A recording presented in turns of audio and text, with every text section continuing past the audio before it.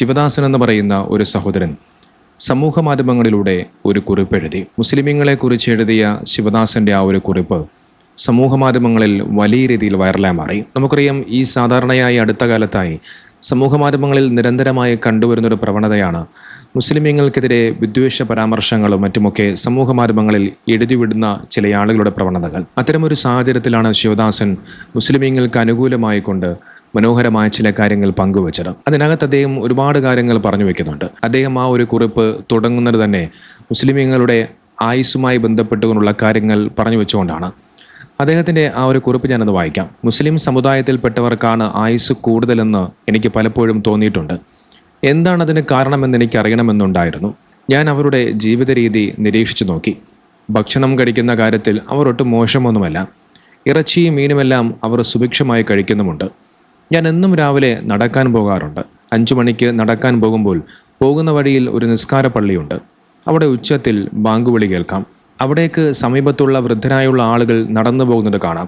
അവർ കൂട്ടമായി ഇരുന്ന് നിസ്കരിക്കുന്നത് ജനാലയിലൂടെ മിന്നാരം പോലെ ഞാൻ കണ്ടു. ഇതേസമയം അവരുടെ വീടുകളിലെ സ്ത്രീകൾ വീട്ടിലിരുന്ന് നിസ്കരിക്കുമെന്ന് പലരും പറഞ്ഞു കേട്ടിട്ടുണ്ട്.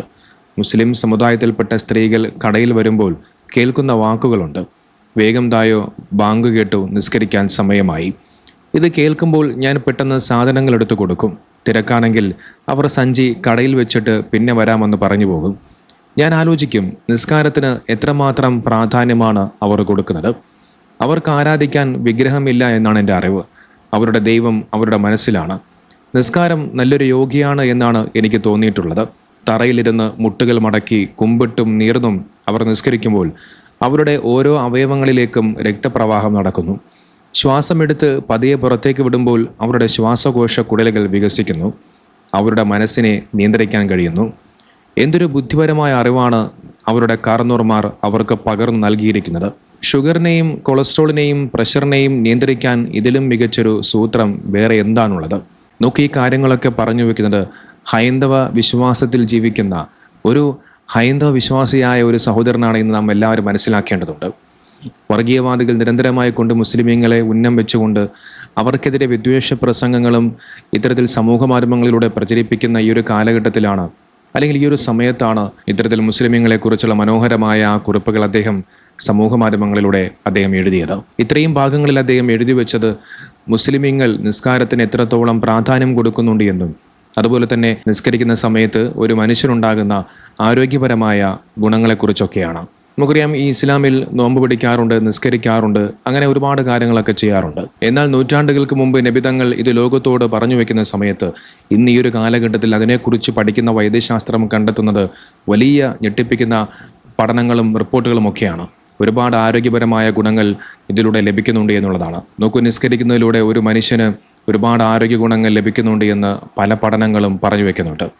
ഇനി മറ്റൊന്ന് അദ്ദേഹം പറയുന്നത് സുന്നത്തിനെ കുറിച്ചാണ്. നമുക്കറിയാം, സുന്നത്ത് എന്ന് പറയുന്ന ആ ഒരു കർമ്മം, അതിനെ നിരന്തരമായി കൊണ്ട് പല യുക്തിവാദികളും ഇസ്ലാമിക വിരുദ്ധരുമെല്ലാം കളിയാക്കുകയും വിമർശിക്കുകയും ഒക്കെ ചെയ്യാറുണ്ട്. എന്നാൽ ആ സുന്നത്ത് എന്ന് പറയുന്ന കർമ്മത്തെക്കുറിച്ച് ശിവദാസൻ എന്ന് പറയുന്ന സഹോദരൻ എഴുതിയത് ഇങ്ങനെയാണ്: ആരോഗ്യപരമായ ഇത്തരം പല കാര്യങ്ങളും അവർ ചെയ്യുന്നുണ്ട്.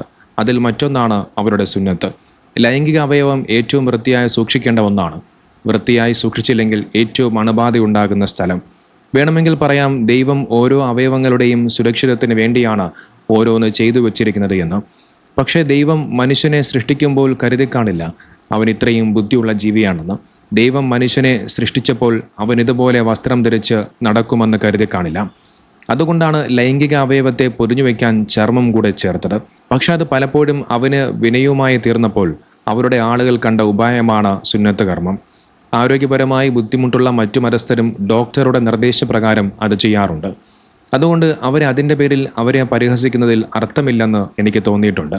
എത്ര മനോഹരമായിട്ടാണ് അദ്ദേഹം ഈ കാര്യങ്ങൾ പറഞ്ഞു വെക്കുന്നത്. നമുക്കറിയാം, ഇന്ന് മുസ്ലിമീങ്ങൾ മാത്രമല്ല, ഇതര മതസ്ഥരായ മറ്റു ആളുകൾ പോലും ഇത്തരത്തിൽ സുന്നത്ത് കർമ്മങ്ങളൊക്കെ ചെയ്യുന്നുണ്ട്. ഒരുപാട് ഡോക്ടർമാർ, മുസ്ലിമീങ്ങളല്ലാത്ത ഒരുപാട് ഡോക്ടർമാർ ഇത്തരത്തിൽ സുന്നത്ത് കർമ്മത്തെക്കുറിച്ച് അതിൻ്റെ ഗുണങ്ങളെക്കുറിച്ചൊക്കെ പറയുന്ന ഒരുപാട് വീഡിയോകൾ സമൂഹ മാധ്യമങ്ങളിലൂടെ കാണാൻ സാധിക്കും. പക്ഷേ എന്നിരുന്നാൽ പോലും നമ്മുടെ നാട്ടിലെ യുക്തിവാദികൾക്കും ഇസ്ലാമിക വിരുദ്ധർക്കുമെല്ലാം അത് മോശമാണ്, അത് തെറ്റാണ്, അത് അപകടമാണ് എന്നൊക്കെ നിരന്തരമായി പറഞ്ഞുകൊണ്ടേയിരിക്കും. പിന്നീട് അതിനുശേഷം ശിവദാസൻ എന്ന സഹോദരൻ കുറച്ചു കാര്യങ്ങൾ കൂടി പറഞ്ഞു വെക്കുന്നുണ്ട്. മറ്റൊന്ന് അവരുടെ വ്രതമാണ്. അതിനെക്കുറിച്ച് മുമ്പൊരിക്കൽ എഴുതിയത് കാരണം ഞാൻ ആവർത്തിക്കുന്നില്ല.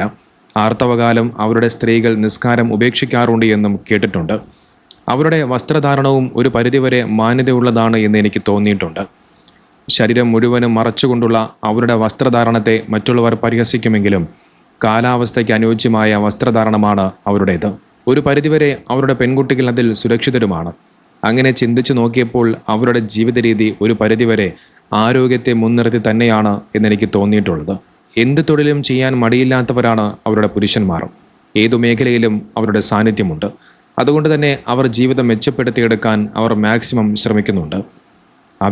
വിദ്യസ്തരല്ലെങ്കിൽ പോലും വിദേശത്ത് തൊഴിൽ തേടി പോയി പണം സമ്പാദിച്ച് അവർ സമ്പന്നരാകുന്നു.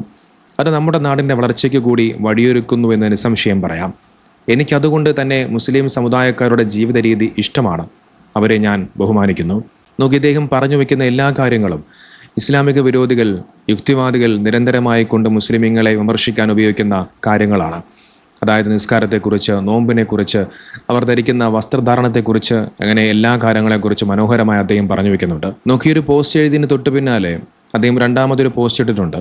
കാരണം ഇദ്ദേഹം ഈ ഒരു പോസ്റ്റ് ഇട്ടതിന് തൊട്ട് പിന്നാലെ ഇദ്ദേഹത്തിന് ഒരുപാട് നെഗറ്റീവ് കമൻറ്റുകൾ, നമുക്കറിയാം സ്വാഭാവികമാണ്, ഇത്തരത്തിലുള്ള ഒരുപാട് നെഗറ്റീവ് കമൻറ്റുകൾ ഇദ്ദേഹത്തിന് നേരിടേണ്ടി വന്നു എന്നുള്ളതാണ്. ഒരു അമുസ്ലിമായ സഹോദരൻ മുസ്ലിം സമുദായത്തെ, അവരുടെ ജീവിത രീതിയെ എത്രത്തോളം ആഴത്തിൽ നിരീക്ഷിക്കുന്നു എന്നുള്ളത് അദ്ദേഹത്തിൻ്റെ ആ ഒരു കുറിപ്പിലൂടെ മനസ്സിലാക്കാൻ സാധിക്കും. മുസ്ലിമീങ്ങൾ ശീലിച്ചു പോകുന്ന പല കാര്യങ്ങളും ഒരു പുറം ലോകത്തിൻ്റെ കണ്ണിൽ എത്ര വലിയ ആരോഗ്യ സാമൂഹിക പാഠങ്ങളാണെന്ന് ഈ മനുഷ്യൻ നമ്മെ ഓർമ്മിപ്പിക്കുകയാണ്.